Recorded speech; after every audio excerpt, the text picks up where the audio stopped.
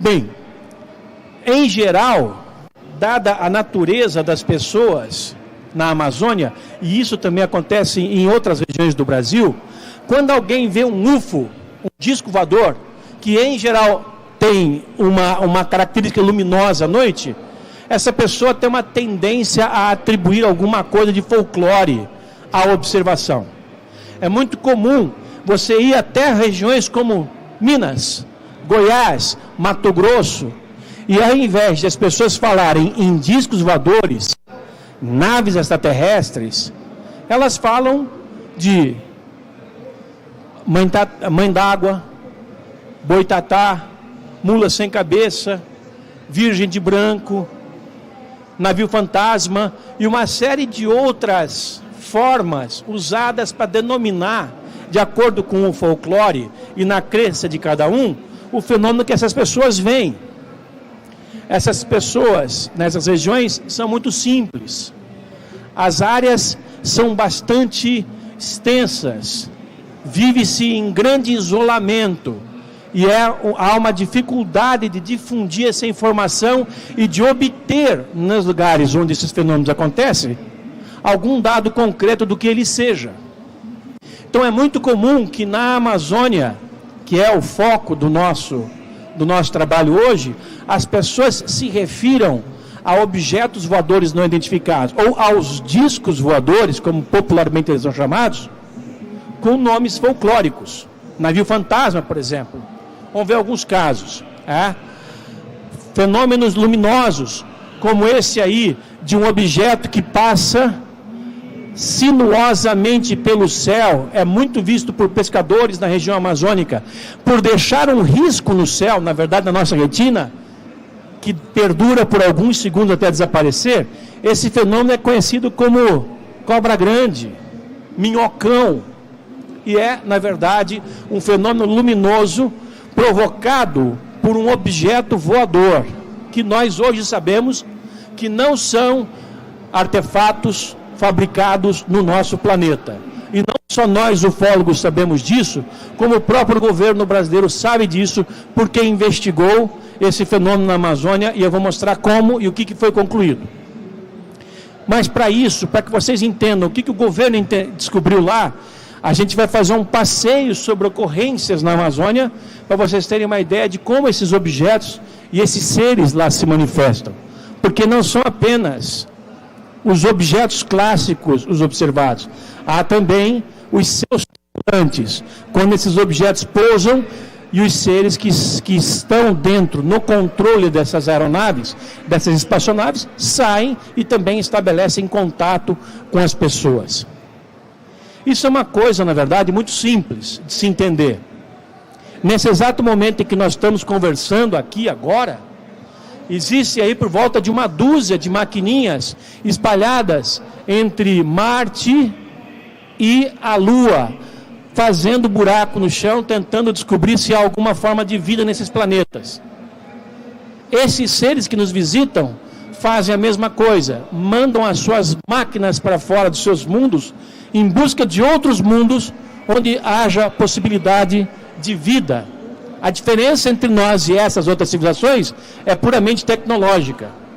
Esses seres, por estarem muito mais à nossa frente, têm condição de construir máquinas que viajam pelo universo, ou pelo menos entre grupos de estrelas, e que vêm até a Terra, como também vão a outros planetas. E nós, ainda hoje, com a nossa pouca tecnologia, embora pouca em termos, nós temos uma considerável tecnologia. No entanto, a nossa tecnologia só nos permite fazer voos curtos. A gente consegue ir até a Lua com muita dificuldade. A gente consegue ir até Marte com muita dificuldade. A gente manda sondas para tirar fotografia de asteroides, de satélites de Júpiter, de anéis de Saturno. Enfim, nós estamos fazendo exatamente a mesma coisa que essas outras civilizações estão fazendo. Nós estamos buscando o que há lá fora. E dentro de algum tempo, talvez algumas décadas, nós vamos fazer exatamente o que essas civilizações fazem hoje, que é mandar naves tripuladas a distâncias muito maiores, para buscar formas de vida em planetas que já estejam documentados, que já estejam catalogados. Hoje, para vocês terem uma ideia, nós temos apenas informação da existência de planetas além desses do sistema solar. E alguns deles comprovados. Mas nós não temos a menor ideia de como esses planetas são. Só podemos fazer uma vaga estimativa. Ou seja, tudo que nós conseguimos com a nossa ciência até agora foi saber o que há em alguns pontos do universo e mais ou menos bem o que há no sistema solar, sendo que a nossa capacidade de exploração do espaço se limita a esses corpos que eu havia dito e a essas maneiras como nós fazemos essa exploração, ou seja, de maneira muito limitada. É por isso que muita gente pensa, pô, mas é tão impossível de seres extraterrestres mais avançados viverem, que as distâncias interestelares são muito grandes, eles não poderiam vir aqui e por causa disso que os discos voadores não existem. Pois é, se discos voadores não existissem, então aí nós teríamos um grande dilema à frente. Porque aí nós teríamos que concluir que não há outros seres fazendo o que nós estamos fazendo, que tenham mais capacidade do que nós, que vivam em civilizações mais avançadas, o que poderia ser um paradoxo. É evidente que existem inúmeros níveis de civilizações, de avanços nessas civilizações, e há aquelas que são um pouco mais avançadas do que nós, aquelas que são muito mais avançadas do que nós, aquelas que são infinitamente mais avançadas do que nós, talvez por terem surgido imensamente há mais tempo do que as anteriores e até mesmo do que a civilização terrestre. E do mesmo modo que existem as civilizações mais avançadas, existem naturalmente as mais atrasadas. Vamos dizer que numa escala de 0 a 10, nós estamos no nível 5 de avanço tecnológico. Vai haver muitas no número 6, no número 7, no nível 8, 10, e muitas no nível 4, 3, 2, enfim. De todas as formas. Deve haver por aí civilizações que ainda comem carne crua porque não descobriu o fogo. Enquanto há outras que já lograram a proeza de viajar pelo espaço com segurança, com tranquilidade, com eficiência. Entram numa nave aqui e vão para um outro planeta como querem, como nós fazemos entrando num carro aqui e ir para alguma cidade do interior do estado de São Paulo, ou qualquer outro lugar.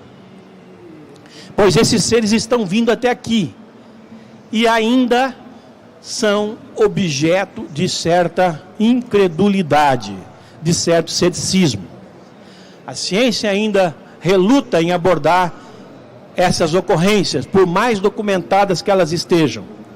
E os fatos estão aí para qualquer um ver. A Força Aérea Brasileira, por exemplo, investigou discos voadores aqui no estado de São Paulo, nos anos 50, 60, 70 e 80, chegando a muitas conclusões. E na Amazônia também. E lá, voltando ao nosso tempo, ao nosso tema, a Força Aérea concluiu que nós estamos sendo visitados por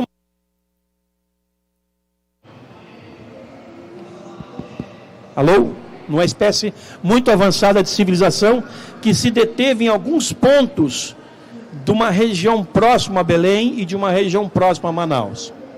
Esses casos, no entanto, já são conhecidos das comunidades ribeirinhas, principalmente, que é onde se concentra a maior parte da população, há muito tempo.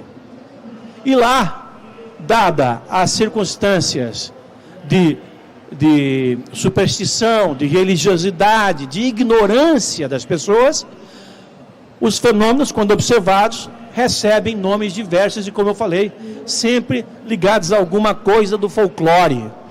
É muito comum, por exemplo, os pescadores dos inúmeros rios da Amazônia verem o que eles chamam de navios fantasmas, é um outro nome folclórico. É fantasma por quê? Porque é um objeto profusamente iluminado, porém acima da água. Um típico disco voador. Um caso, inclusive, que já foi fotografado em inúmeras circunstâncias. Esses fenômenos podem ser vistos e podem ser conhecidos nas mais variadas regiões da Amazônia. Eu conheci casos desses tipos em vários pontos por onde eu estive. É muito incomum andarmos por lá e conversarmos com a população e não ouvirmos esses relatos. Eu diria que a cada 10 pessoas com quem você conversa na Amazônia, 9, se não as 10, vão te contar alguma história relativa a esses fenômenos. E as pessoas são simples, elas não fantasiam. Há pessoas lá que não têm sequer um rádio, que dirá uma televisão. Pessoas que vão para uma cidade, que saem do seu vilarejo, à beira de algum rio, e que vão à sua cidade uma vez a cada 2, 3 anos, se é que algum dia foram.